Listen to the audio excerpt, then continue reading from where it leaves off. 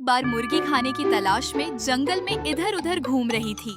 तभी उसे कुछ सुनहरे रंग के गोल बीज घास के पास पड़े दिखाई दिए। वे सभी बीज सुनहरे रंग के थे और उनके हल्की सी रोशनी निकल रही थी। सुनहरे रंग की उनकी रोशनी आसपास की घास तक बिखर रही थी।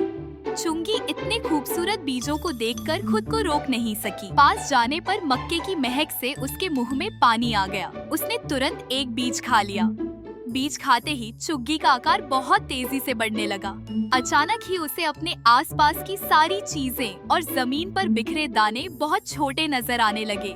चुंगी बहुत घबरा गई, पर तभी उसकी नजर डाली से लगे हुए एक पीले रंग के पके आम पर पड़ी और उसने झट से एक आम खा लिया। उसे बहुत अच्छा लगा। तभी वहाँ से उसकी दोस्त नीलू मुर्गी आ गई। नीलू ने जैसे ही चुंगी को देखा, वह डर के मारे कांपने लगी।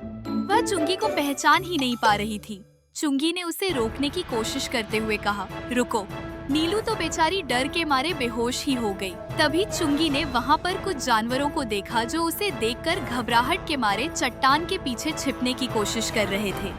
इतनी बड़ी चट्टान के पास जाने से ही चुंगी पहले डर जाती थी, पर अब वह इतनी बड़ी हो चुकी थी कि चट्टान उसे एक छोटा सा पत्थर लग रही थी। उसने एक कदम आगे बढ़ाया और चट्टान के पीछे झांका तो देखा कि शेर, भालू, चीता और लोमड़ी उससे डरकर छिपने की कोशिश कर रहे थे।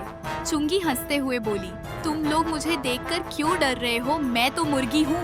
लोमड़ी ने उसे गौर से देखते हुए पूछा, पर तुम अचानक इतनी बड़ी कैसे हो गई? वो मैंने कहते हुए चुंगी अचानक रुक गई और उसने गुस्से में कहा, तुमने मेरे बहुत सारे दोस्तों को खा लिया है, इसीलिए मैं तुम्हें नदी में फेंक दूंगी। नहीं नहीं, मैं अब एक भी मुर्गी नहीं खाऊंगी, कहते हुए लोमड़ी रोने लगी। पर चुंगी ने उसे एक पंजे में पकड़ा और घुमाकर जोर से नदी के तरफ उछाल दिया।